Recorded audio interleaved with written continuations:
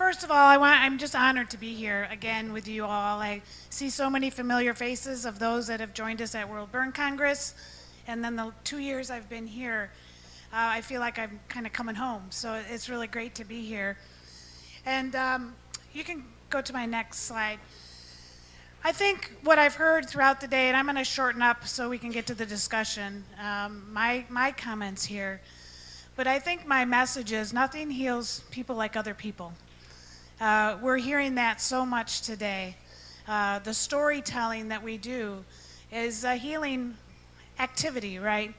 And that is really what the Phoenix Society was founded on over 40 years ago, was the concept of peer support and sharing our experiences together brings hope and healing. Next slide, please. This is me in the burn unit many, many years ago. Can you recognize me? I'm a little older now. But I had a fabulous, like you've all talked about, I had a fabulous healthcare team that cared for me tremendously. We became very close, as you might see there. And I was discharged home with my trach in, not really using my hands at all. But I wasn't prepared for the emotional piece of it. I was prepared for if my trach got plugged, I was prepared for all the physical things that I might face. But we didn't really have a conversation about what it was going to be like when I went home that day and I wanted to go to my favorite restaurant and I got all the stares and like, what's going on with this girl? What's she wearing on her chin? That I wasn't prepared for. And I think we still see that and hear that today in healthcare. So that for me was kind of a missing link and challenge. So that return home, those first steps out of the hospital, as we heard from all of you over the last couple days and as we did image enhancement, is a really big step and a challenge for us all. And that's where community, I think, can support that transition, the mentorship of others that have done that can share the successes and the challenges and the things that work and the things that don't work. Next slide, please. So when I went home, I was a pretty outgoing 18-year-old at the time. So it was all about what's the next challenge, trying to drive my car without my hands working and things like that. But I had a lot of fear and worry about what my life would be. I wanted to be a nurse at the time, and my hands weren't working. I couldn't grasp anything. So I didn't really understand that would improve over time and that I could potentially meet those goals that I had. So it was a very dark time, that first few weeks after going home. And I think, again, with having met people that had done that, it would have maybe eased that fear a little bit. And now with the internet and how we can connect with each other, I love the conference logo with the people connecting. And that's what I think you're trying to create here, and I'm so excited about what's happening here in this community. Next slide, please. I went on to become a burn nurse, and I worked in the burn unit for about 14 years. But when I went to the burn unit and I got my training as a new nurse, again, it was about the physical stuff. It was about splints and how we help people do this and how we help people do that. But there was nothing. We didn't talk about the psychosocial issues. I was not trained on that. And I was a burn survivor, so I kind of had a little idea. I had my own personal experience about what it was like. But we didn't train to that. We didn't talk about it. So I felt ill-equipped, even with a personal experience, to be able to support the patients and families. And because they would notice I was burned, they would start to ask me those personal questions and share those fears with me. And I was able to share my own experience, things that got me through. But again, I felt ill-equipped to help in a real way. And World Burn Congress, quite frankly, I went as a new nurse. I think I had been working on the burn center 2 years at the time. And I got this little flyer about this conference, and I thought, well, the hospital will pay for me to go. I think I'll go. And I went to the World Burn Congress. At that time, it was about this size, maybe 100 people.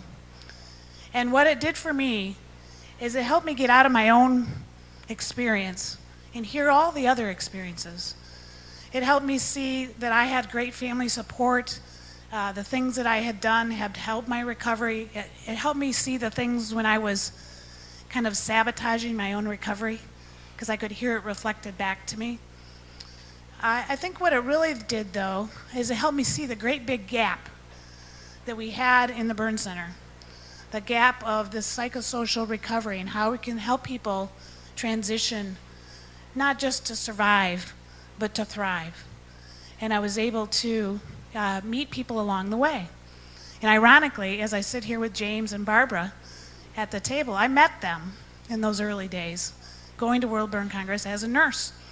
And I invited them to my burn center, and I said, we need these tools.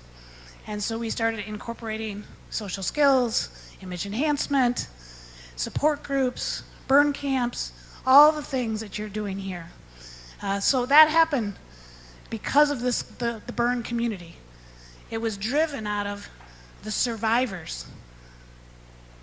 It was driven out of you saying what you needed. And that's the significance I want to leave with you here.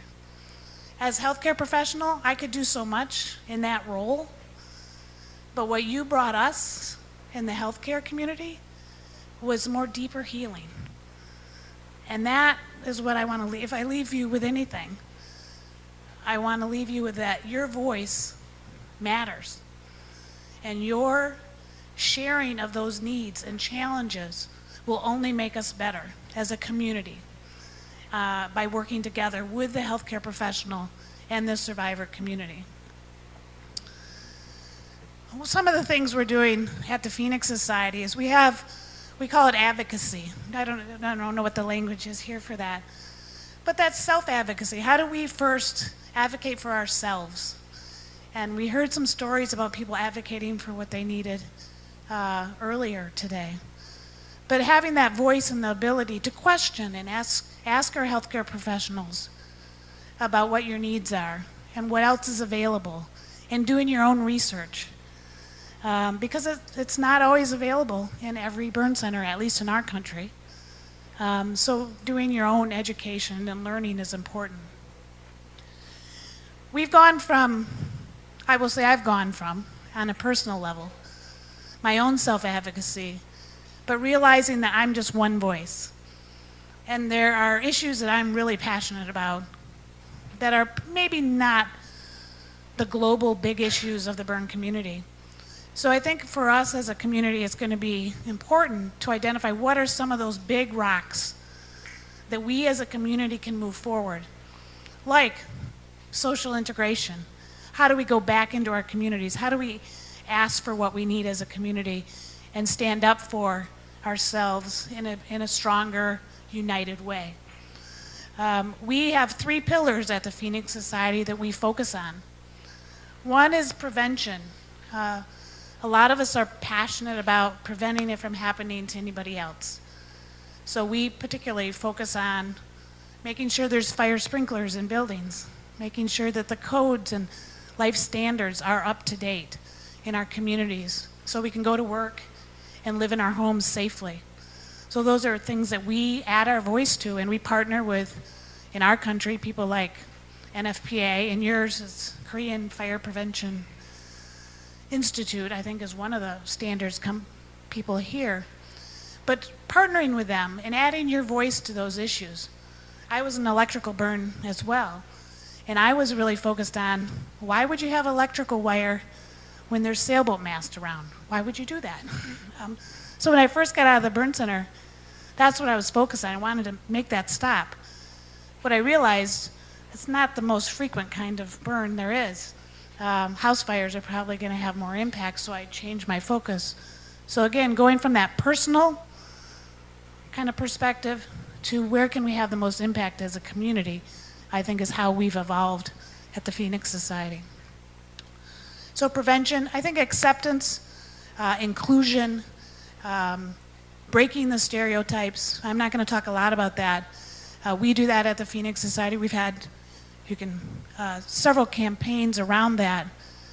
I think it's really important. And we've joined the Face Equality effort as one of the founders, and we're really proud to continue that work with James and all of the rest of us, because I think it's going to take that united voice to change some of those stereotypes. Peer support, though, is the foundation of what we do at the Phoenix Society. And we used to do it pretty randomly. When Alan started, he would say, "You're going to be an area coordinator, you're going to be an area coordinator, and you are. Good luck." Didn't work out so well. We had good hearts, but some of us weren't ready. Some of us were still very much in our own healing. And so what we've tried to do is create kind of a standard training, kind of like we did with image enhancement. You know, giving people the basic tools, making sure we screen to make sure people are ready for that role and not putting them in a position where emotionally it's going to bring up too much stuff. So we created the SOAR program, which I think you have a similar mentoring training here, to provide people the tools so we can be good peer supporters and mentors to others. And that's now in about 70 hospitals in the U.S.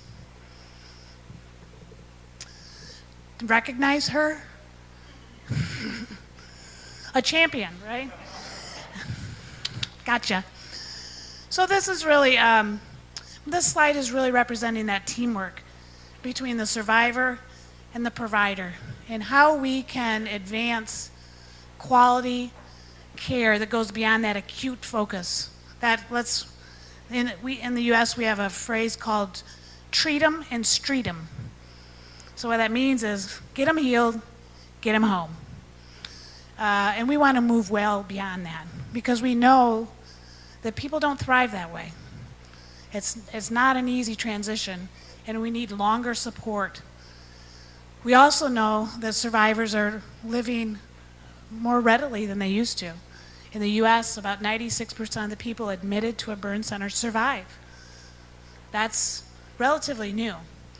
So we have very large injuries living longer that we're finding have some chronic issues that we need to start to address, study, and understand.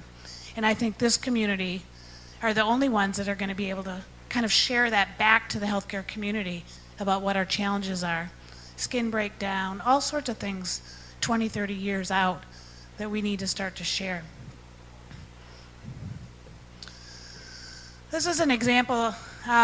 Really proud of the work around the Station nightclub fire. I don't know if you heard about it over here, but it was a fire where 100 people died, 200 were injured.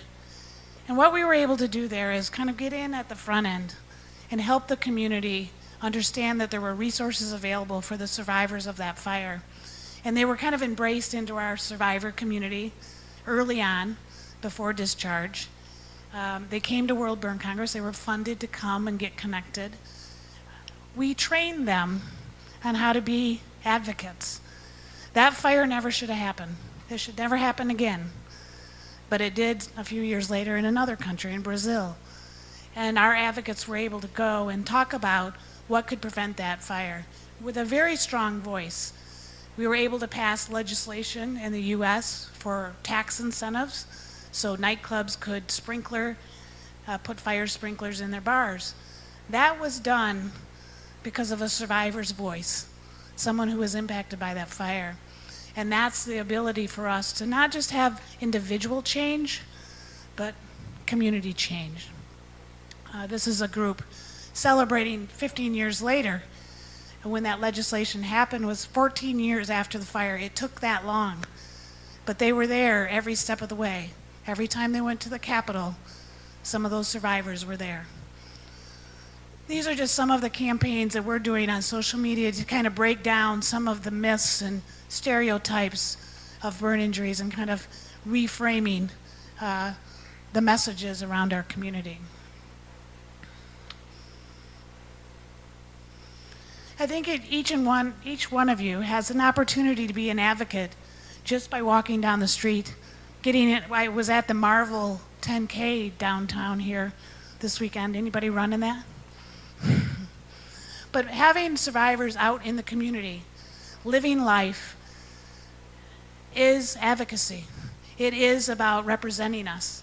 It is going out, being proud of who we are, and be able to stand up and do the things that we know we can do. Sing a song on the stage. Where'd he go?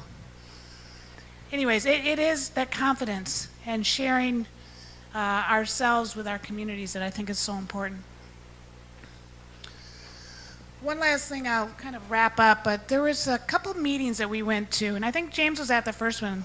It was a State of the Science meeting in 2006 that the healthcare professionals and researchers had, and they wanted to know what the research goals were for the next 10 years. And as an afterthought, they asked us to bring some survivors and share our perspective. And we came prepared. We came prepared with two different stories, 25 years apart, that had the same ending.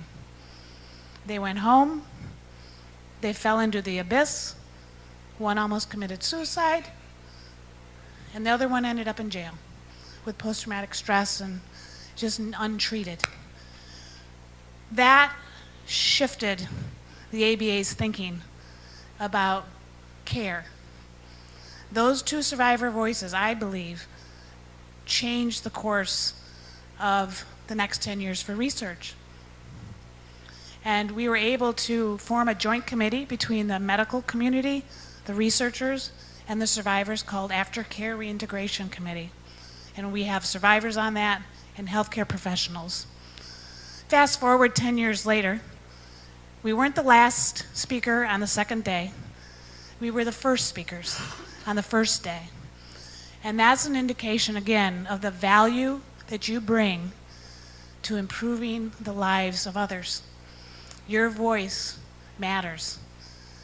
We now have a research funding focused on an assessment that measures social integration that we believe is going to really, again, take it to the next level where we can start to measure some of these interventions and actually get funding for them so we can support people for their full recovery.